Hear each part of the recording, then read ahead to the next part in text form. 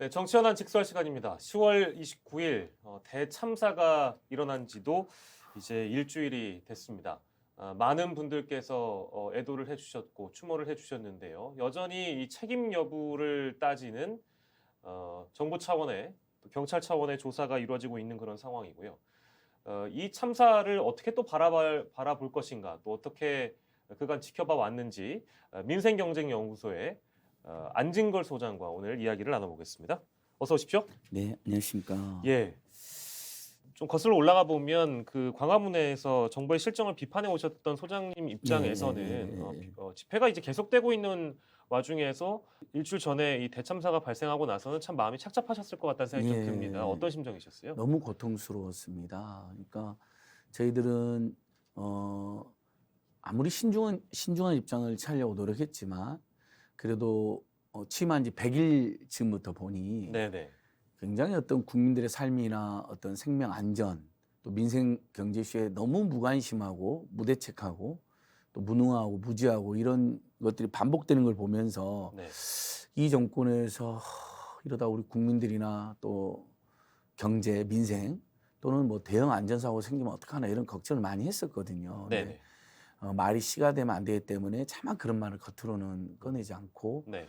제발 좀 국민의 삶과 생명 안전을 중심으로 하는 정부가 되어라고 계속 촉구했죠. 근데 그걸 하지 않을 거면 차라리 퇴진하든지 이렇게 네. 이제 활동을 해오는 와중이었습니다. 네. 그리고 이제 지난 10월 29일에도 저희가 윤석열 정권을 강력 규탄하는 이제 네. 집회를 했었었는데 제가 이제 8시 반쯤에 평화롭게 깔끔히 해산하고 난 다음에 보통 그 이제, 시간에 마무리되니까요. 예, 네.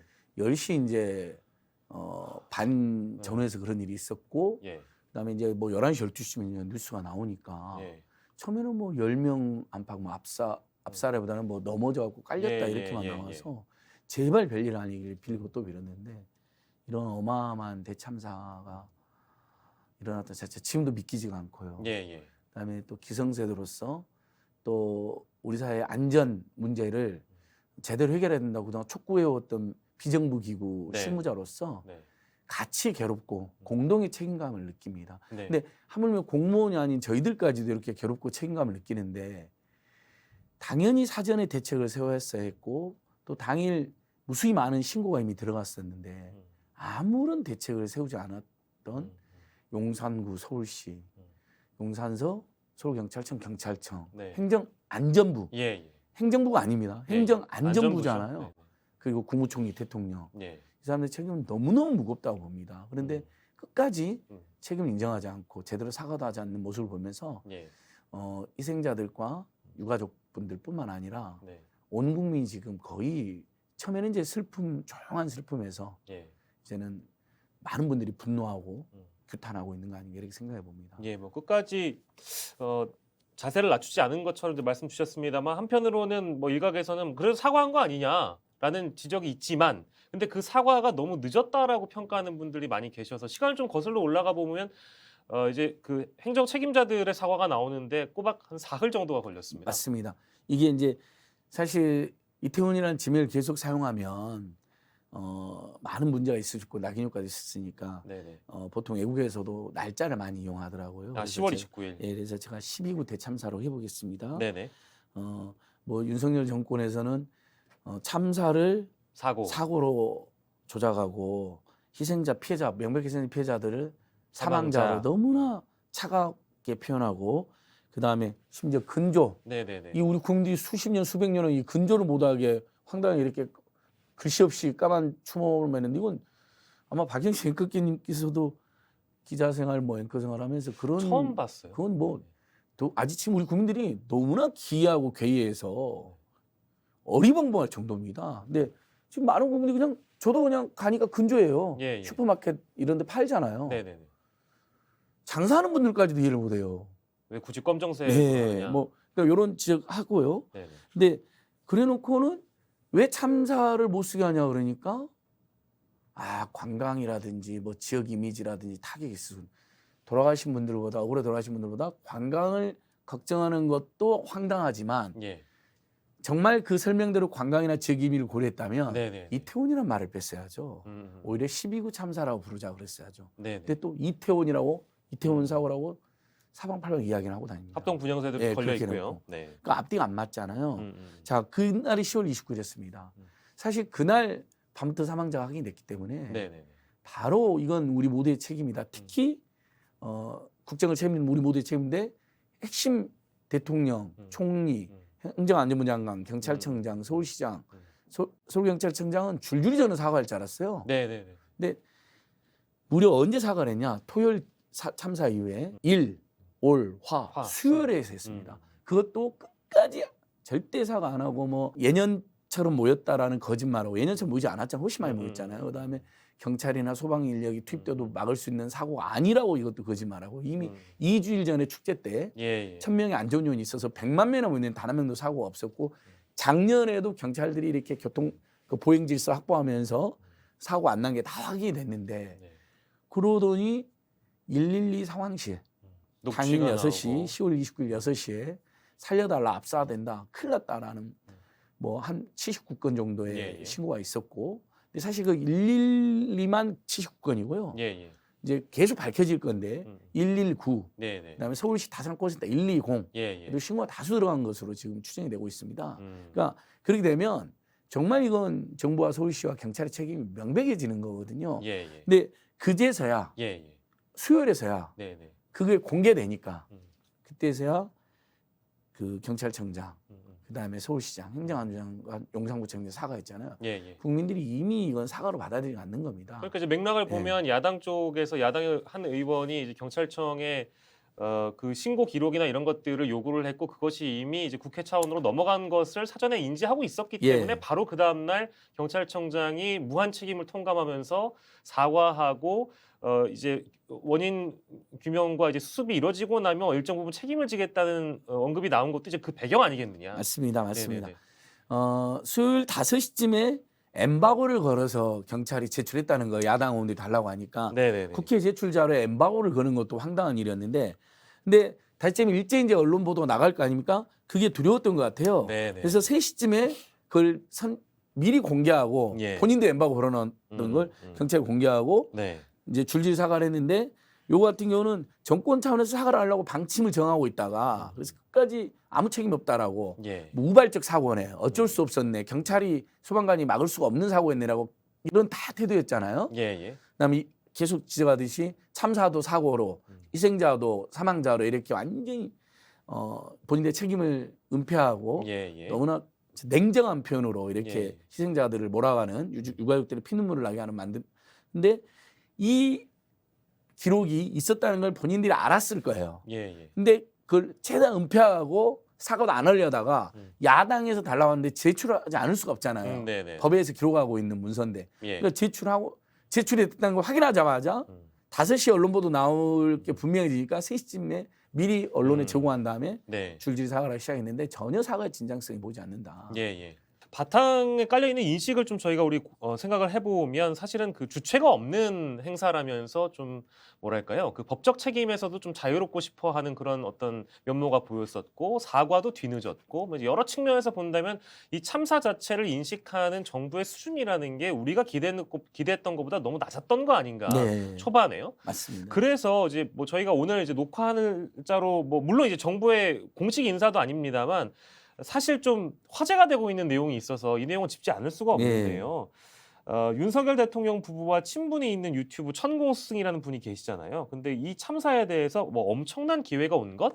이런 식으로 또 발언을 해서 이게 또 화제가 되기도 했었습니다. 이 대목은 어떻게 보셨어요? 너무너무 충격적입니다. 그러니까 주최자가 없는 축제라서 어쩔 수 없었다. 그다음에 우발적 사고이다. 네네. 심지어 누가 뒤에서 밀어서 난 사고라고 만연선까지 저다 같으면 다 국민들로부터 그게 반박당한 상황에서 이 일까지 벌어진 건데 예. 자 주최자가 없는 것만 먼저 짚고 제가 천공 이야기할 텐데요. 예. 주최자가 없는 축제이기 때문에 심지어 박형 구청장, 용산구청은 축제가 아니라 현상이라고 하는 황당한 말까지 말도 안 있는데 됐죠. 예, 정말 본인들 문서의 축제라고 다 나옵니다. 예. 대책회의도 했습니다. 경찰, 용산구, 서울시는 서울시 관광재단이 심지어는 행사 주최도 했습니다. 거기서요. 네네네. 부분이긴 하지만 예, 예. 거기도 축제로 나옵니다. 예, 예. 관광진흥계획에 할로윈 축제가 나옵니다. 예, 예. 그래놓고는 축제가 아니라 현상이다. 이것도 너무 황당했잖아요. 주최자가 없다고 이분들이 말하고 있잖아요. 이게 저는 직무유기를 더 강력하게 드러내는 증거라고 됩니다. 왜냐? 예, 예. 자, 주최자가 있으면 안전요원도 있을 거고 예. 신경을 쓸 거 아닙니까? 예, 예.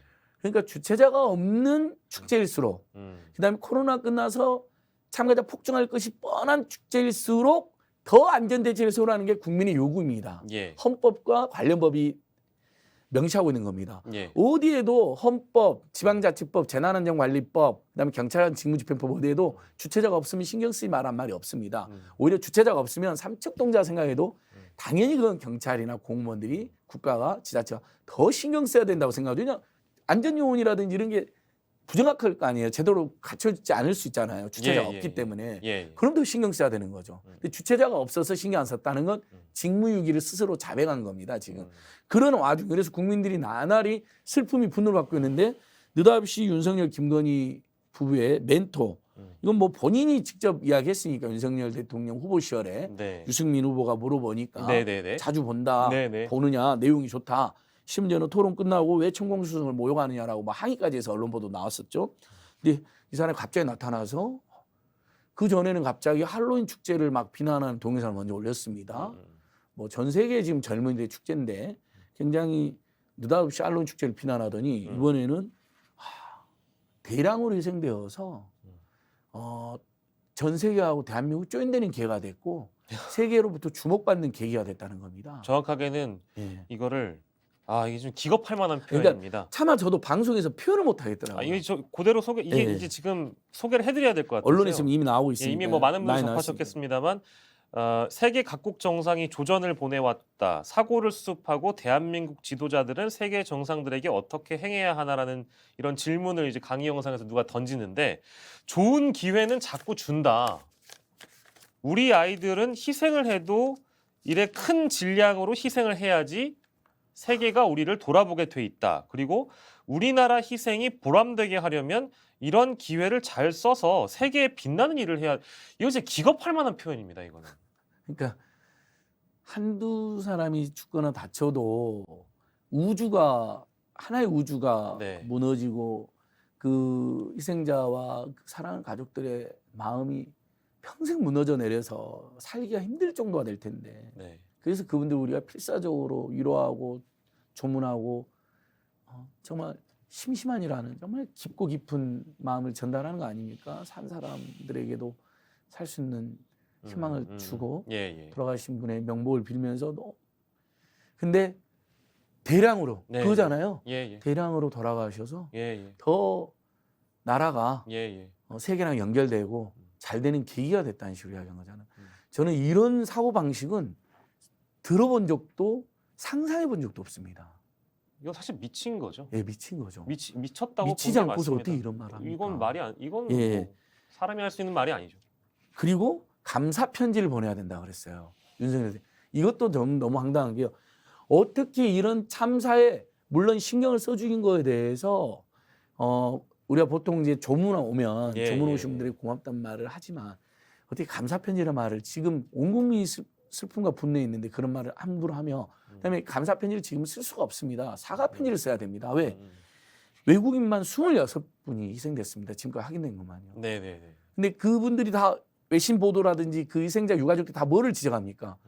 대한민국이 당연히 안전하게 그동안 사고도 없었고 대한민국이 치안이 잘 돼 있고 경찰력이 우수한 나라이고 네. 단 한 번도 사고 없었고 실제로 문재인 정부 때도 그렇고 그전에도 그렇고 박원순 시장 때도 그리고 항상 가면 경찰 늘 있었다는 거예요. 근데 이번엔 경찰이 한 명도 안 보였다는 거잖아요. 그게 외신의 보도죠. 외신인들이 다 그걸 지적하고 있고 한덕 총리한테 그걸 지적했더니 한덕 총리 농담하면서 그냥 미소 정도가 아니에요. 거의 파한대소처럼 웃어버렸어요. 그분도 외신 기자들도 너무너무 황당하고 깜짝 놀랄 정도로요. 네네. 지금 외신 기자들은 이게 남 일로 지금 물어보는 게 아니라 자기 나라 일로 물어보는 거거든요. 심지어는 26명이나 희생됐기 때문에 했더니 농담을 하고 장난을 치고 그다음에 파한대소를 했어요. 그러더니 대통령이 정권에 나서서 희생자란 말 못 쓰게 하고 참사란 말 못 쓰게 하고 영어까지 통제를 하고 그다음에 생소한 용어인 무슨 크라우드 매니지먼트라는 말을 막 남발을 하고 크라우드 매니지먼트라는 말을 썼죠. 그러더니 드디어 이제 멘토라고 알려진 자가 돌아가시려면 대량으로 돌아가셔야 된다 말한 거잖아요. 큰 질량으로 뭐 이런 표현이었는데 기겁할 만한 표현이고 저는 사실 이런 문제가 다 발생할 때마다 사실은 그 대통령실 차원에서 혹은 뭐 대통령 부부께서 어떤 입장을 갖고 계신지 정확하게 모르겠습니다만 이게 사실은 이런 멘토 논란이라든지 이런 어떤 뭐 법사 논란 이런 게 하루 이틀은 아니었잖아요. 그러면 이제 거기서 선을 딱 긋고 우리는 그 사람과 아무 관계가 없다 이제. 아니면 우리는 그 사람 말을 듣지도 않는다. 그 사람은 사실 뭐 미친 사람이다 이렇게 그냥 선 그어버리면 끝날 문제라고 생각을 하는데 전혀 그런 거 없는 지금 상황으로 또 돌아가는 것 같아서 그게 답답하다는 맞습니다. 거죠. 네. 김건희 여사 녹취록 7시간 녹취록도 보면 무정 스님이 우리를 연결시켜줬다. 무속인 자기를 연결시켰다 윤석열과. 윤석열은 여자고 내가 남자다. 실제 결혼해볼까 우리가 진짜 그런다. 뭐 이런 대목도 나옵니다. 예. 내가 뭐 영적인 사람이다. 나는 도사들을 좋아한다. 우리 남편도 영적이다. 뭐 이런 이런 이야기가 있었기 때문에 더더욱 국민들께서는 제발 무속 비선 세력 연을 끊어라. 걱정하시니까요. 예, 국민들은. 투명하고 공정하게 해라고 이야기했는데 네. 그 후에도 계속 무슨 건진법사 논란이 있을 때도 어땠습니까? 네네. 뭐 기업인들을 만나고 세무서를 무마한다는 게 확인됐잖아요. 예. 근데 그러면 당연히 국민들은 건진법사를 검거하고 수사를 할 줄 알았더니 기업들한테 건진주의보를 내렸다는 그렇죠. 거예요. 네. 아니 그랬었습니다. 범죄자를 잡아들일 생각을 해야지 피해자들한테 조심해라? 앞뒤가 안 맞는데 이번에 드디어 천공스승 그 엘리자베스 여왕 조문 논란 때도 네네. 조문 전날에 갑자기 천공스승이 모르는 사람 조문하면 안 된다. 악기가 붙을 수가 있다. 4차원의 문을 뭐 황당한 걸 올려놓습니다. 그러더니 실제로 그 다음날 조문을 안 했잖아요. 시신 조문을. 그래서 사람들이 이것도 연관성이 있나?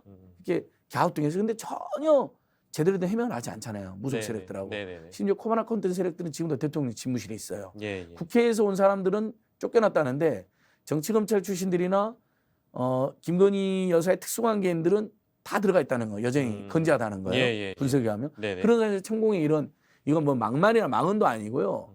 저는 다른 나라 국민들이나 다른 나라 외신 이거 알까 봐 너무 두렵고 예. 괴롭고 눈물이 납니다. 안전하게 보장해 줄 걸 우리 사회가 고민해야 되는데 간 사람들 탓을 하는 사람들이 있거나 일부 또 극우 기독교에서는 무슨 서양의 마귀를 섬기는 축제가 왔기 때문에 뭐 어쩔 수 없는 희생했다는 황당한 이야기를 하잖아요. 거기다가 이제 이런 이야기가 나온 겁니다. 네네. 너 전 세계 시민들에게 부끄럽고 죄송하고 참담한데 네.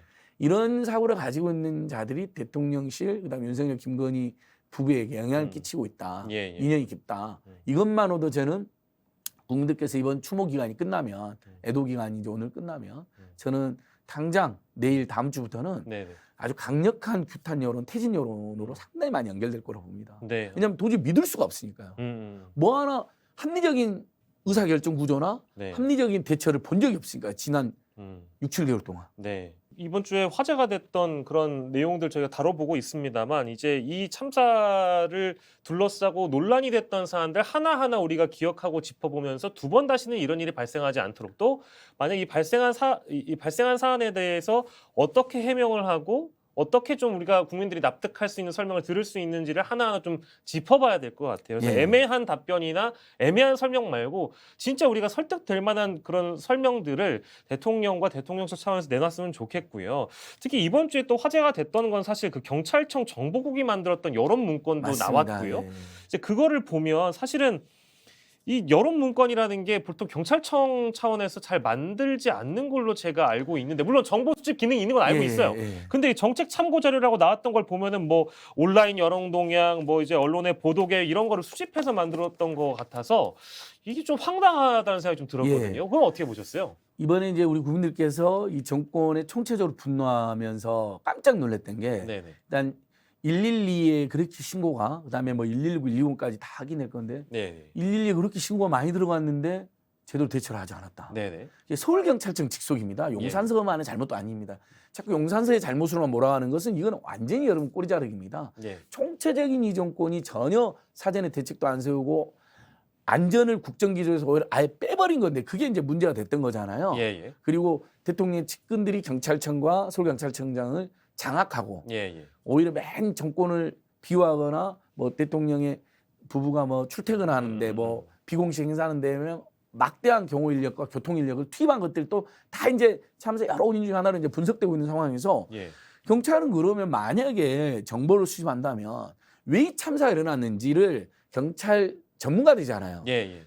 이러면 초벌 문서지만 그걸 작성했어야죠. 그다음에 전문가들 의견도 이렇게 취합해서. 예, 예, 근데 예. 그게 아니라 이 정책참모에 깜짝 놀랐습니다. 네네. 아 진짜 놀랐어요. 제2의 세월호 참사처럼 음. 정권에 대한 비판이나 퇴진 여론이 가지 않도록 차단하고 선제적인 관리라는 겁니다. 선 예, 차단, 뭐 이제 예. 뭐 합의도 빠를수록 좋고, 맞습니다. 뭐 어떤 보상금도 빨리 줘야 예. 이런 부분이었어요. 그리고 국민 애도 기간이라는 걸 길게 설정해서 많은 국민들이 지금 아니 왜 갑자기 애도를 자발적으로 하고 있는데 국가가 전체주의로 나서냐라는 지적이 있었는데 여기도 보면요. 국민이 그런 정치적 논란에 빠지지 않게 국민 성금, 국민들의 슬픔을 네네. 이용해서 국민 성금 운동을 하자, 모금 운동을 하자. 그러면 이제 국민들이 거기에 더 집중하지 않겠냐라는 아이디어까지 넣어놨습니다. 그러니까 정권이 이 참사의 주요한 원인을 제공했고 예, 예. 그다음에 전혀 엉뚱한 대처와 그 태도를 보여서 많은 국민이 분노하고 있는 사이에 경찰이 예를 들면 그분간에 참사의 원인이 무엇이었고 예, 외국 예. 사례가 어땠는지 예, 예. 그래서 정부가 어떤 대처를 해야 되는지를 이렇게 충전을 가지고 한 게 아니라 예. 정권을 비호하기 위한 목적으로 자 이게 정책 참고전에 했지만 특별 취급이라고 되어 있습니다. 예. 대외 공개돼서도 안 되고 타기관으로 전파해서도 안 되고 복사도 안 된다고 되어 있어요. 이건 대통령 집무실로 보고한 겁니다. 완벽한 대외비 예. 문건처럼 보이고 그걸 누구에게 줬을까 하면 보통 이런 경우는 대통령실이나 그렇습니다. 청와대 이건 쪽으로 대통령실에 하는 100% 갔습니다. 예, 예. 그래서 대통령실도 부인도 인정도 안 하는데 그건 인정하는 거죠. 예, 예. 그리고 이게 날짜가 10월 31일입니다, 여러분. 그러니까 뭐냐면 참사 이틀 뒤. 예, 29일 날 참사 발생 후 30 이틀 동안 이 참사의 원인이 무엇인지 경찰이 참사 전문가들이잖아요. 네. 경찰과 소방방재청은 네. 그걸 분석한 게 아니라 예. 정권을 어떻게 하면 비호할 것인가, 대통령을 어떻게 하면 비호할 것인가라는 문건을 만들었는데 예. 이런 불법적 정책 중립을 어겨 불법적으로 정치 개입한 것도 끔찍하지만 예. 여기 보면 무슨 진보 단체, 보수 단체를 광범위하게 사찰해 가지고 뭐 예. 진보 단체들은 뭐 이걸 계기로 정권 비판의 계기로 활용할 거고 심지어는 뭐 추모를 앞세워서 뭐 정권 퇴진을 노리고 있는데 뭐 예, 눈치를 보고 있어 뭐 이런 식으로 쓰여졌어요. 근데 제가 수십 년 네, 예, 예. 35년 가까이 진보 시민단체 활동에 관심 갖고 참여했지만 사실 참사를 이용해서 네, 네. 정치적 어떤 투쟁을 하겠다 이런 생각은 해본 적도 없고 그런 사람도 없습니다. 예, 예. 다만 이러면 세월호 참사나 메르스 참사나 뭐 백남기 농민이 돌아가셨을 때 같은데 어떤 거냐면 저희가 가만히 있어도 국민들이 도저히 납득되지 않으니까 자발적으로 추모를 하고 슬픔 속에서 분노가 커지고 예. 근데 왜 못 구했어? 왜 사람 죽였어? 공권력이 그러다 보면 어떻게 됩니까? 그건 너무나 자연스럽게 정권에 대한 실망이나 분노로 가는 거거든요. 예. 그러면 당연히 저희들은 그런 여론에 입각해서 함께 집회를 한다거나 추모제를 하는 것뿐이에요. 네, 네, 네. 그러다가 국민들이 예를 들면 야, 이 정권 도저히 안 되겠다. 이 정권 도저히 안 되겠다. 퇴진 요구하자. 이러면 그렇게 가는 거거든요. 이건 누구도 함부로 저희들이 말할 수도 없는 거예요. 심지어는 저희가 섣불리 꺼냈다가는 예. 국내 또 지탄을 받아요. 저희들도. 얼마나 그렇죠, 조심스럽습니까? 네, 네, 네, 네. 그러니까 토요일 집회, 추모 집회도 정치적 구호나 뭐 피켓 없이 오로지 종교인들 중심으로 경건하고 엄숙한 추모를 하는 집회로만 지금 사람들이 참여하겠다는 거 준비하고 예, 있어요. 예. 실제로. 예, 그 예. 정도이거든요. 근데 지레짐작으로 예. 사방팔방에 아마 전화를 해갖고 어디서 그런 일들은 모르겠는데 진보 단체들은 마치 아주 냉혈한들인 것처럼 예, 이 참사를 이용해서 정치 투쟁을 또는 정권 퇴진을 획책하는 세력으로 나오니까 그거에 대한 대책을 세우라고 되어 있고요. 예, 예. 보수 단체들은 심지어 무슨 그러면 이제 맞불 집회를 한다는 식으로 나와 있습니다. 예, 예. 아니 추모와 애도에 맞불이 어디 있습니까? 예. 애도 분위기로만 이 정권의 어떤 잘못을 은폐하고 예.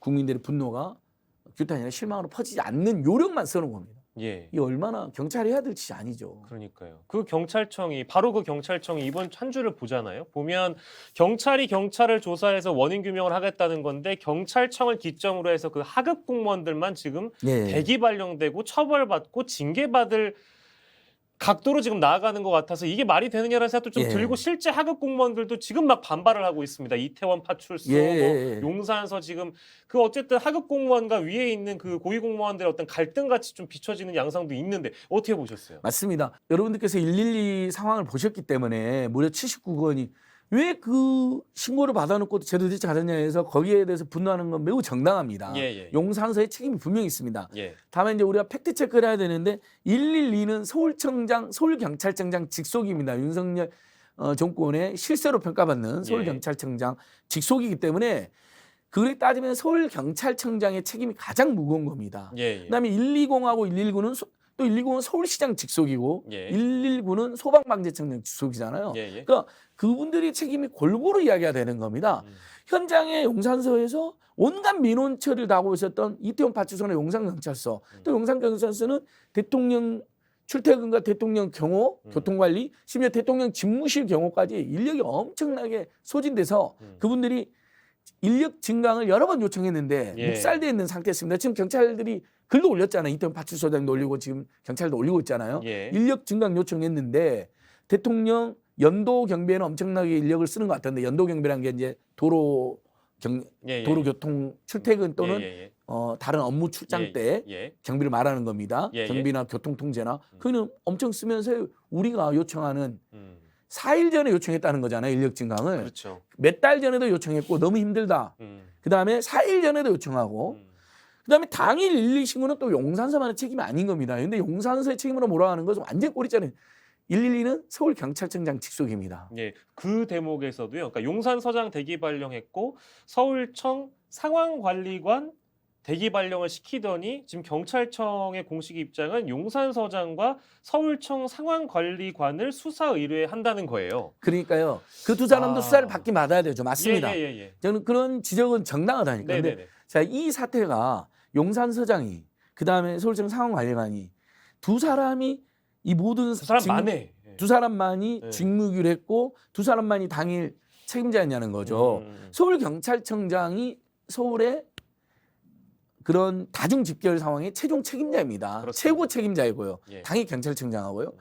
그다음에 수도 서울에 몇 년째, 수년째, 그다음에 코로나 이후에 가장 많은 사람들이 몰려들 것은 뻔히 예상되는 상황에서 심지어 서울 관광재단이 거기서 행사까지 주최를 했는데 그러면 그건 서울시장, 그다음에 120으로도 신고가 들어왔습니다. 119로도 신고가 들어왔습니다. 그러면 행정안전부 장관, 다시 한 번 말하자면 여러분 행정자치부가 아닙니다. 안전을 강조하기 위해서 안전이 너무 중요하니까 안전부죠. 행정안전부로 이름까지 바꿨습니다.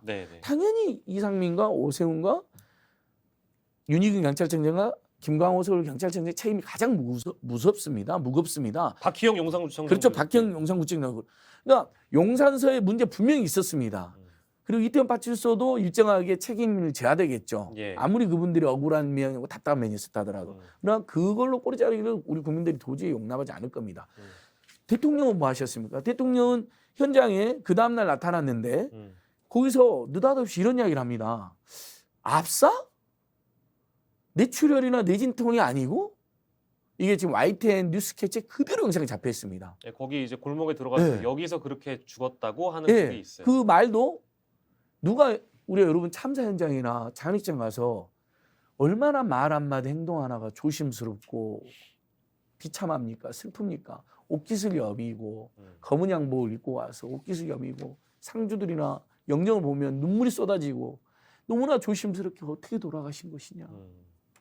특히 그 젊은 나이에 돌아가실수록 억울한 죽음을 당할수록 너무나 조심스럽게 어떻게 그렇게 억울하게 어떻게 그런 일이 말을 못 잇잖아요. 정말 어떤 말을. 근데 느닷없이 거기서 대통령 가가지고 여기서 이렇게 많은 사람들이 죽었냐?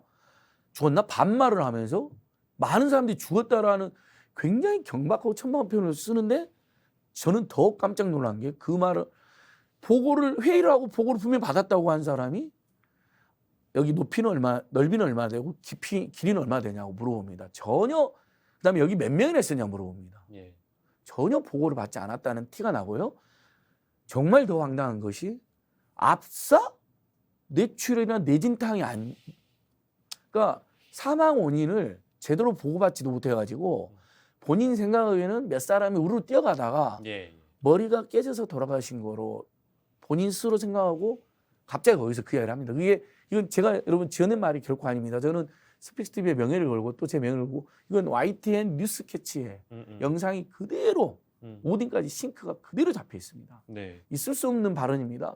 어떻게 된 건지 이것도 저는 이 정권이 반드시 국민 앞에 소상히 해명해야 되고 사죄해야 된다고 생각합니다. 참사 이후에도 이제 대통령 말씀을 해주셨으니까 참사 이후에도 보여줬던 행정부 수반으로서의 어떤 상황 인식, 참사에 대한 인식 이것이 조금 부족했던 게 아닌가, 많이 부족했던 게 아닌가 생각이 좀 첫째로 들고 이제 그런 인식을 대통령이 갖고 있기 때문에 총리, 행안부 장관 이제 이런 분들이 너무 안이하게 이 사태를 바라본 게 아닌가라는 그 느낌을 지울 수가 없는 맞습니다. 거예요. 모든 게 다 그랬어요. 예, 이건 아마 대다수 언론인들이 지금 이제 이미 이제 지적을 하기 시작했습니다. 네네네네. 아니 매뉴얼이 없어서 주최 측이 없어서 대통령부터 그런 얘기를 갑자기 합니다. 뭐 예. 법 제도가 미비해서 한동훈 장관까지 막 나서가지고 예. 그러니까 마치 본인들은 아무 책임 없는 것처럼 이야기하는 겁니다. 그다음에 첫날 조문 갔을 때도 그러니까 그 이태원 참사 현장에서 너무나 황당한 태도가 있었는데 조문 갔을 때도 아니 영정도 없고 위패도 없고 그렇게 하라고 거기 공문도 보내고. 유족도 없는데 거기 가가지고 조문하는데 저는 영정도 위패도 없는 장례식은 처음 봤습니다. 그것도 정부가 주관하는 행사에서요. 예. 그 근조도 못 쓰게 합니다. 그다음에 누가 봐도 그냥 다 이런 경우 있으면 옛날 군사 독재 정권 시절에도 참사라고 썼습니다. 희생자로 썼고 피해자로 쓰거나 예. 예. 용어를 통일해야 된대요. 아니 용어를 왜 통일하니까 국민들이 알아서 희생자라고 부르는 분도 있을 수 있고 피해자라고 부르는 분도 있을 수 있고 억울한 죽음이라고 하는 수도 있고 그걸 통일해서 뭐 합니까? 무슨 이득이 있습니까 사회에? 그러니까요. 근데 언어를 통일해야 된다. 뭐 관광 때문이다. 사고다? 사망자다? 아니 근조를 왜 못 쓰게 합니까? 여러분 저는 반드시 국정조사하고 특검이 이제 경찰도 믿을 수 없고 정치검찰 장관 검찰도 믿을 수 없다는 우리 국민들 대다수 여론이라면 네. 도대체 근조를 왜 못 쓰겠는 이런 것도 다 물어봐야 됩니다. 왜냐하면 너무나 의없는 일이기 때문에요. 예, 민주당 차원에서도 지금 이제 국정조사를 요구했고요. 이제 앞으로 어떻게 될지 지켜봐야 되는데 이게 지난 일주일을 그 국가 애도 기간이라는 그 일주일을 이제 그 소장님과 함께 이제 돌이켜 보면서 이제 복귀를 해보면서 느끼는 건데 여러 측면에서 규명돼야 될 것들이 너무 많습니다. 예. 그리고 이게 이제 일각에서는 이른바 애도 속도전을 벌인 것이 아니냐. 왜냐하면 세월호 참사 때 실제 세월호 유족 협의회가 박근혜 당시 정부의 진실을 요구를 하면서 이른바 이게 정부 차원에서는 세월호 유족들을 반정부 세력으로 일정 부분 규정하고 논란을 일으키는 세력 정도로 규정한 적이 있었잖아요. 맞습니다. 그랬기 때문에 탄핵까지 이끌어왔던 탄핵까지 그 어떤 나비 효과처럼 이어져 왔던 것을 뭔가 우려해서 발빠르게 애도 기간으로 규정을 하고 유족들의 동의를 구하지도 않은 채 합동 분향소를 마련해서 맞습니다. 심지어 빈소도 제대로 못 구한 상황에서 예. 국가 애도 기간이 선포가 되고 그랬잖아요. 예. 이제 그런 측면들을 지적하는 분들도 계시는 것 같더라고요. 예. 아까 말한 이 정책 참고 아, 자료에도 저는 이제 그것 때문에 기시감이 드는 예, 거예요. 여기에 정확히 리서져 있습니다. 세월호 참사 계속 거론하고요. 예. 빠른 사고 수습에 장례 비치리 보상 관련 갈등 관리 필요하다고 나옵니다. 예. 세상에 어떻게 돈 이야기부터 하니까 예. 너무나 조심스럽고 온 국민 있을 때 특히 유족들은 아무 경향이 없을 텐데 그래서 이번에 실제로 느닷없이 한덕 총리가 돈 이야기를 먼저 합니다. 예. 유족들은 경황도 없고 그런 이야기를 꺼낼 상황도 아니고 예. 당연히 유엔 지침에도 보면 제대로 된 배상을 받게 되어 있습니다. 예. 근데 그건 나중에도 늦지 않습니다. 근데 예. 빠른 사고 수습, 그러니까 이 사태로 유족들이 분노하고 또 온 국민의 슬픔이 분노로 전환되지 않도록 최대한 빨리 참사를 지우려면 두 가지 작전을 쓴 겁니다. 예. 저는 이것도 일종의 공작이라고 보는데 그 윤석열 정권 핵심 관계자들과 국민의힘 여당 핵심 관계 계속 그 이야기를 했잖아요. 지금은 추모와 애도에 집중해야 된다. 네네. 추궁을 하지 말아라. 예. 뭐 묻지 말아라. 따지 말아라. 근데 아니 여러분 국민 여러분, 애청자 여러분, 우리가 장례식장 가서도요. 그 흔히들 말하는 천수루로 돌아가신 분의 장례에서도 우리가 묻습니다. 추모와 애도하면서 예. 어떻게 돌아가신 것이냐. 그렇죠. 지병이 있으셨느냐. 길 가다가 넘어지셨다. 낙상사고는 어쩌다가 그런 일이요. 더 사실 수 있었는데 원인을 물어보잖아요. 네. 그래서 그 원인에 따라서 각각의 어떤 위로의 정도나 네. 위로의 말이 달라지는 거거든요. 네. 만약에 조금이라도 억울한 일이 있었으면 이건 말이 안 된다 하면서 유족들하고 함께 개탄하고 네. 그런 문제 그걸 막을 수도 있었는데 왜 그러냐라고 따져주는 거잖아요. 유족들이 경험 없으면 지인들이 따져주잖아요. 심지어. 그리고 이제 그러고 보면은 이번 주 뭐 이제 그 참사 발생하고 나서 한 48시간 정도는 그러니까 추궁이 아니라 행정에 대한 책임을 비판하거나 지적하는 것조차 이걸 마치 정략적 접근이라고 보거나 맞습니다. 정쟁의 수단으로 이용하고 있다라고 얘기를 해버리니까 이거 뭐 아무 얘기도 못 하겠는 그러니까 거예요. 언론인들도 이축이 된 거예요. 그렇죠. 초기에. 맞습니다. 그래서 이 경찰 자료 보면 언론 보도가 점점 정부 비판으로 뛰고 있다가 언론 보도까지 사찰을 해놨어요. 이거 진짜 문제예요. 이거는 밝혀야 됩니다. 예, 밝혀야 됩니다. 왜 이런 짓을 했는지. 예. 아니 당연히 언론인들도 처음에는 너무 정신이 없겠죠. 왜냐하면 사고가 참사가 너무 심각하니까 그걸 이제 전달하고 네 맞아 일단은 추모하고 애도하고 일단 사고 수습에 근데 취재하면 취재할수록 우리 국민들도 생각할수록 이거 너무 이상하니까 이상하죠. 묻게 되잖아요. 그렇죠. 근데 그래서 국회 상임도 열렸는데 국회 상임에서 어떤 일이 있었는지 보셨죠, 질문 여러분? 못하게 했잖아요. 질문을 하면 현안 보고를 안 하고 상임위를 안 하겠다 그런 거예요. 에이, 법사위나 안전 안행위에서 그러면 아니 세상에 어떻게 국민을 대표해서 국회의원들이 모여가지고 법무부 장관이나 행정안전부 장관이나 이런 사람들이 출석하면 물어봐야 될 거 아니에요. 어떻게 된 거냐. 심지어는 왜 근조를 못 쓰게 했느냐부터 시작해서 112나 119, 120에는 얼마나 상황이 저는 지금 제가 하나 더 주장하고 싶은 게 있는데요. 예. 지금은 당일 기록만 나오고 있잖아요. 예. 신고 기록만. 예. 분명히 저는 금요일 날도 신고가 다수됐다고 보고 있습니다. 그 이것도 확인해. 전날에 금요일 날도 사람 많이 몰려가지고 예. 참가자들이나 상인들이 우려를 했거든요. 예. 그러니까 분명히 금요일 날도 아마 우리 국민께서 굉장히 성숙한 민주의식과 예. 또 공동식 가지고 있어서 예. 내일은 오늘도 위험했는데 내일은 더 몰려들 것 같은데 네. 분명히 저는 전날 당일뿐만 아니라 예. 훨씬 대책을 세우기 용했던 전날에도 112나 119, 110에 신고가 다수 있었을 거다. 이것도 공개돼야 돼요. 예. 아직 경찰이 이 부분도 제대로 공개를 하지 않고 있어요. 예. 신고 몇 건 들어왔는지 다 이제 공개를 해야 그것까지 되고 공개돼야 됩니다. 저희가 오늘 계속 문제 삼고 있는 경찰청 정보국에서 만든 정책 참고 자료도 어느 선까지 실제 대비비 문건이니까 누구에게 실제 올라갔고 누가 그것을 받고 그거 내용을 토대로 어떤 맥락하에서 국가 애도 기간 중에 우리가 좀 합리적으로 의심이 될 만한 여러 이제 이해가 되지 않는 그런 사안들 그것도 명명백백하게 국정조사로 밝혀져야 된다 말씀 주셨고요.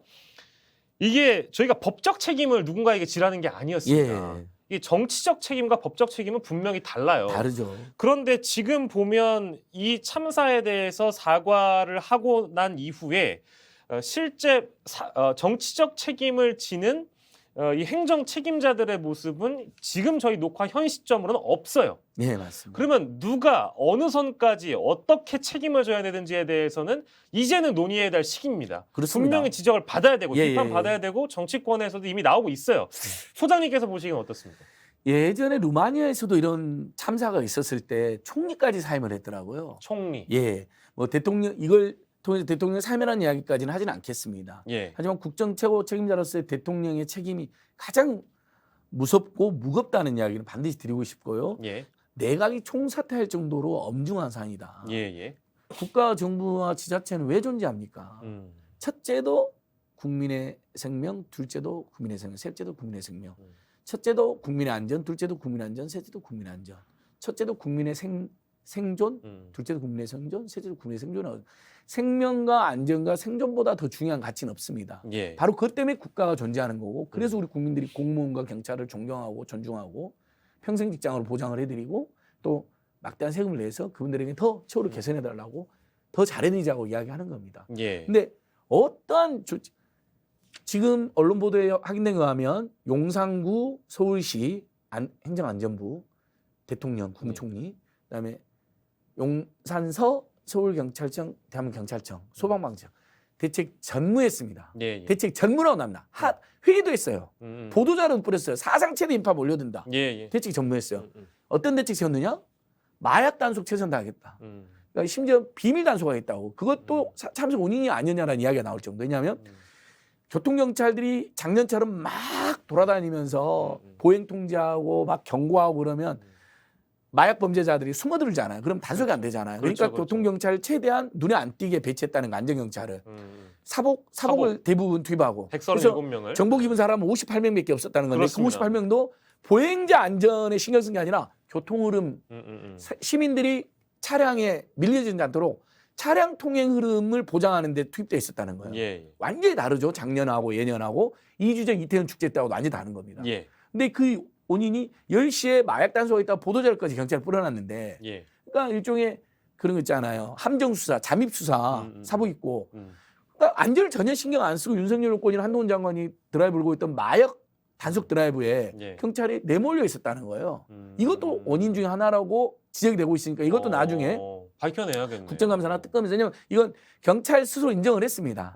마약 단속을 대대적으로 하겠다. 예. 그다음에 10시에 단속한다. 예. 보도자료를 뿌렸습니다. 음. 기자들은 알려준 거예요. 왜? 예. 이제 잠입하고 있다가 저 마약 사범입니다. 이제 길거리에서 예. 바로 잡잖아요. 예. 그러면 이제 언론이 와서 취재하고 그러니까 안전을 완전히 도외시하고 그 골몰하고 싶다는 지적이 일각에서 나오는 겁니다. 예. 물론 국정조사 특검을 통해서 그것이 끼친 영향은 얼마나 됐는지 명백히 밝혀져야 되고 저도 그것 때문에 참사 발생했다라고는 이야기하지 않겠습니다. 네. 여러 원인 중에 하나가 되지 않았느냐는 지적이 나온다는 일단 소개를 드리는 겁니다. 예. 그러니까 결국은 계속해서 저희들이 지적하지만 이런 총체적인 상황에서 특검이나 국정조사나 청문회가 빨리 열리는 게 예. 진상 진상 규명에도 도움이 되고 책임자 예. 처벌에도 되긴 되는데 예. 자 그때 책임이 드러나서 정치적인 책임을 지고 물러나는 것도 예. 있을 수는 있겠지만 제발 좀 양심이 있고 국정의 최고 책임자이고 정부 말로는 지금 무한 책임을 진다고 이야기하잖아요. 뒤늦게. 예. 그러면 행정안전부 장관, 경찰청장, 그다음에 국무총리, 예. 외신 기자들 불러놓고 농담하고 장난치고 파한 데서까지 한 사람. 그다음에 이상민 장관 끝까지 비호한 게 한덕수 총리거든요. 예. 이런 사람들은 즉각 책임지는 게 맞다고 생각합니다. 내각 총사 때까지는 어렵다 하더라도요. 예. 다 책임을 져야 된다는 말씀이시고 그러면 이제 이 문제를 풀어갈 해법에 대해서 저희가 이제 마지막으로 논의해 보려고 하는데요. 소장님 뵙기 전에 이제 그 국민의힘 쪽에서는 여야정 조사 특위를 거론을 했고요. 민주당 쪽에서는 이제 국정조사 카드를 내밀었습니다. 그러니까 이제 민주당 쪽에서 국정조사 카드를 내밀 것으로 예상하고 여야정 조사 특위를 여당 쪽에서 선 거론한 거 아니냐. 이제 이런 해석들이 나오고 있는 시점이에요. 뭐 이제 물론 뭐 여러 이제 중립적인 기구고 민간 기구에서 이제 이 문제를 들여다봐야 되는 의견도 뭐 더불어 있습니다. 어떤 식으로 문제를 풀어가는 게 제일 좋을 거라 생각하세요? 여당인 국민의힘당은 아예 추궁도 하지 말라고 하다가 결국 112 상황 보고서가 공개되니까 그때 이제서야 여야정 조사 특위를 이제 꾸리겠다는 식으로 이야기했습니다. 이 조사 특위는 말 그대로 국회 임의기구가 되는 겁니다. 법에 있는 국정조사를 해야지 엄정하게 진행이 될 수 있고 국정조사에서는 출석 요구권 같은 거 다 생길 것이고 그러면 출석을 요구하거나 뭐 이중하거나 이런 것도 출석 거부나 이중하거나 그런 다 문제를 삼을 수가 있는 겁니다. 그러니까 우리 국민들이 요구하는 건 정말 맨날 제발 이런 일 좀 발생하게 하지 않게 해달라. 제발 재발방지대 세워달라는 거잖아요. 근데 세월호 대참사를 거치고 메르스 참사 이런 고통을 겪었는데도 또 이번에 12구 대참 또 발생한 거잖아요. 그러니까 이번만큼은 마지막이다. 다시 이런 일이 생기냐는 마지막이다라고 우리가 조치를 취해야 된다고 생각해요. 왜냐하면 만약 이번에도 우리가 조치를 취하지 않으면요. 안 그래도 윤석열 정권이 굉장히 무능하고 무지하고 무대책, 무관심 정권이라는 비판을 받는데 또 다른 참사 생기면 어떡할 겁니까? 저는 그러면 정말 우리나라 피눈물 나서 못 살 것 같아요. 희생자뿐만 아니라 그래서 이런 구호가 있습니다. 그 희생자들은 남이 아니다. 누구나 우리 축제 자주 가잖아요. 다중 밀집 많이 가잖아. 뭐 유원지라든지 누구나 이번에 억울한 희생을 당할 수 있었다. 그다음에 대한민국 모두가 이태원이고 대한민국 모두가 10월 29일이다. 지금 상황에서는요. 아무런 대책이 없다면 이런 상황에는 조사 특위 정도는 안 되죠. 아예 법에 명시되어 있는 국정조사를 하고 그다음에 상임위별 청문회까지 병행해서요. 연관 상임위까지. 그리고 지금 국민들은 경찰도 검찰도 믿을 수가 없거든요. 특검도 병행합니다. 이거 병행하는 아무 문제가 안 됩니다. 같이 하면 됩니다. 왜냐하면 특검은 이제 형사처벌을 전제로 해서 샅샅이 뒤지고요. 꼭 제가 형사처벌해야 된다는 이야기는 아닙니다. 무조건 형사처벌만이 능사도 아니니까요. 하지만 나중에 조사해보면 형사처벌감이면 해야 된다는 거고 국정조사 청문회에서는 형사처벌을 전제하지 않고 어쨌든 진상을 최대한 규명하고 책임을 밝혀내고 그다음에 사전 사후 대처가 왜 이렇게 엉망이었는지 지금 대한민국이 얼마 전까지 민주주의와 그다음에 민생 치안과 그다음에 경제 발전과 코로나 대응의 모범국에서요. 지금 몇 달 만에 세계에서 가장 이상한 나라로 지금 외신으로부터 지적을 받고 있습니다. 외신 보도 보시면 여러분 대한민국에 대한 조롱과 비판이 굉장히 많습니다. 윤석열 대통령을 포함해요. 어쩌다 이렇게 됐습니까? 그다음에 이번에 사전 사후 대처 그다음에 사전 사후 대처가 무슨 문제가 있었는지를 제대로 밝혀냄으로써 대한민국이 사고 수습 능력, 참사 수습 능력이라도 있는 나라다, 상식적 나라라는 걸 보여줘야 됩니다. 그게 정말 억울하게 희생된 분들과 유가족들에 대한 최소한의 100만, 1000만, 100만 분의 1의 예의라도 갖추는 것이고요. 예. 그래야 다신 재발도 안 될 거 아닙니까? 예, 예. 그래서 국정조사 청문회 특검을 동시에 바로 가동하자. 예, 예. 이게 저는 해법이라고 생각합니다. 알겠습니다. 그렇게 말씀 주셨고 마지막 질문이 될 것 같습니다. 세월호 참사 이후에 저희가 그 원인 규명하고 수습을 하는 과정에서 굉장히 많은 그 아픔들을 겪었습니다. 예. 예를 들면 세월호 유족들을 조롱을 한다든지 예. 사실 그때 당시 정부 차원에서 세월호 유족 협의회를 거의 반정부 세력으로 규정을 했기 때문에 이제 그런 일들이 벌어졌고 대변인이 웃으면서 불순 세력 있다고 한 거 기억나실 거예요. 예, 예. 아니, 제발 그러지 좀 맙시다. 그래서 이제 그 질문을 드리고 싶은 건데요. 이번만큼은 피해자를 희생자들을 비판하거나 예, 유족들을 그런 식으로 조롱하는 일은 없어야 되잖아요. 맞습니다. 그렇게 만들지 않기 위해 일정 부분 또 그런 우려들도 나오고 있어요. 예. 벌써 이제 유튜브 쪽에서는 뭐 좌파들의 준동이다, 좌파들의 선동이다 이런 걸로 이제 정부를 뒤집으려고 하고 있다, 전복하려고 하고 있다. 이제 이런 그 어떤 논의들은 이런 주제들로 이미 영상들이 많이 올라왔어요. 예. 그렇기 때문에 제가 여쭤보는 이유입니다. 이런 것들은 어떻게 좀 미리 챙겨봐야 될까요? 심지어는 촛불 집회 참가자들 이태원에 가서 고의적으로 밀었다라는 유언비어까지 퍼뜨리던데요. 예. 일단 우리 스피스 TV 애청자 여러분, 그다음에 또는 우연히 보신 분들한테도 말씀드리는데 참사는 참사고 정말 막았어야 되는데 왜 다 살릴 수 있는데 왜 한 명도 못 살렸나? 156명이 희생되고 수백 명이 다치고 지금도 유증한 사람이 있나? 이걸 묻는 건 너무나 자연스럽잖아요. 그러니까 그 원인을 규명해서 그 원인만큼 책임을 물으면 되는 겁니다. 예.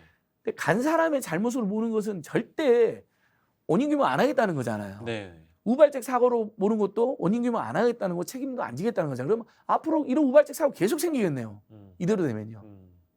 그러니까 절대 그런 접근은 고인들에 대한 억울한 희생자들에 대한 예의도 아니고 유족들을 2번, 3번 죽이는 일입니다. 절대로 해서는 안 될 일입니다. 가짜뉴스는 안 됩니다. 예. 다만 예를 들면 정권이 모든 걸 숨기고 검찰이 모든 걸 숨기고 있으니까 그 과정에서 과도한 문제 제기는 있을 수 있겠습니다. 예. 근데 저는 그것마저도 조심해야 된답니다. 뭐 음모론 같은 거죠. 예. 음모론도 조심해야 됩니다. 왜냐하면 자칫 음모론으로 하면 진상규명이 또 방해가 됩니다. 네. 그다음에 정말 경찰이 황당한 문건도 만들었는데 뭐 돈 문제부터 거론하고 유족들이 뭐 뭉치면 힘들어지니까 뭐 이런 표현도 있는데 그래서 이번에 유족들을 뭐 철저히 분산시켜놨다 병원 뭐 그런 지적까지 나옵니다. 예. 근데 그런 유족들이 근데 서로 연락이 안 되겠습니까? 결국 우리 국민들이 다 서로 아름아름으로 다 연락이 되겠죠. 그래서 유족들이 그런 움직임도 있습니다. 근데 그런 움직임이 있으면 오히려 도와줘야죠. 예. 유엔 지체에도 나옵니다. 유족들의 그건 당연한 권리입니다. 예. 그럼 근데 예를 들면 유족을 불순 세력이나 심지어 빨갱이로 몰아가면 되겠습니까? 좌파로. 저희들이 예를 들면 유족들한테 접근한다고 생각해서 유족들이 저희들이 예를 들면 막 정치적인 구호를 외치고 불평등이 재난이다 뭐 무대치 재난이다 그러면 유족들 입장에서는 당신들도 우리를 이용하려고 그런 거 아니냐라고 경계를 하십니다. 그쵸, 저희가 그쵸. 접근할 일이 아닙니다. 예. 다만 유족들끼리 모이는 과정에서 자연스럽게 경험이 있는 시민단체나 비정부기에 도움을 요청하는 경우가 있었습니다. 예를 들면 4.16년대나 세월호 참사 가족이 왜냐하면 전에 그런 일을 겪고 퇴청한 그럼 그건 도와줘야지. 그러면 유족들 마음대로 하시고 그러면 되겠습니까? 예. 근데 그것을 예를 들면 좌파 세력이 준동하는 거 이렇게 해석해서는 안 되시는 거니까 제발 절대 유족들은 그다음에 고인들에 대해서는 괴롭히거나 비난하시면 안 됩니다. 아무 잘못이 없는 분들입니다. 오히려 우리가 도와드려야 되고 끝까지 이분들을 위로해드리고 이분들이 더 이상 상처가 안 되도록 옹호해야 될 분들입니다. 여기까지는 진보, 중도, 보수 모두 우리가 합의할 수 있는 내용이잖아요. 예. 다만 이제 진상규명 과정에서 이게 제일 큰 원인이 이게 아니었냐 뭐 이런 논쟁을 할 수는 있겠죠. 왜냐하면 여러 원인이 복합적으로 작용하니까요. 그런 논쟁은 있을 수 있는데 제발 고인들과 유족들 이야기는 해서는 안 된다. 그다음에 무엇보다도 진상규명을 제대로 하게 되면 세월호 참사 때 왜 여러분 문제가 됐습니까? 유족들을 음해하고 공격하고 조롱하고 심지어는 진상규명을 방해하니까. 그러니까 오히려 이슈가 커진 거고 결국 그래서 정권 퇴진 동력까지 돼버린 겁니다. 아니 재빨리게 인정하고 사과하고 피눈물로 사죄하고 다시는 안 그러겠다고 진상규명하면 누가 어느 유족들이나 국민들이 갑자기 이걸로 윤석열 정권 퇴진하라 그러겠습니까? 정부가 지금 최선을 다하고 있는데 다른 퇴진 사연이 있다 하더라도 이 이야기를 못 하시겠죠. 오히려요. 저희는 차라리 그래야 된다고 봅니다. 우리 지금 퇴진운동하는 분들 탄핵 주장하는 분들이 있는데 이 이슈는 거기에 결부가 안 되게 제대로 대처해 주십시오. 그럼 아무리 태진이나 탄핵에 올인하는 분들도 음.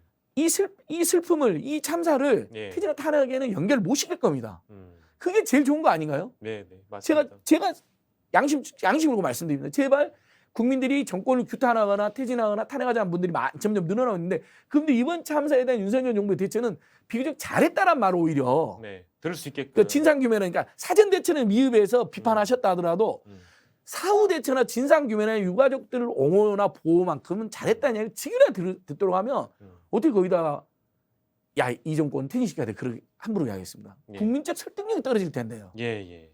제발 그렇게 해주실 것을 정말 간곡 교소드립니다. 예.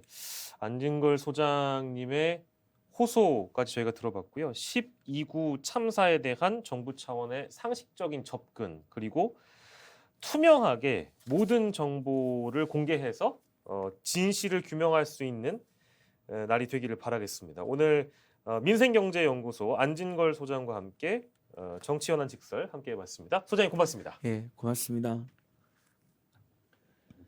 네, 정치현안 직설이었습니다. 저희는 다음 이 시간에 다시 돌아오겠습니다. 고맙습니다.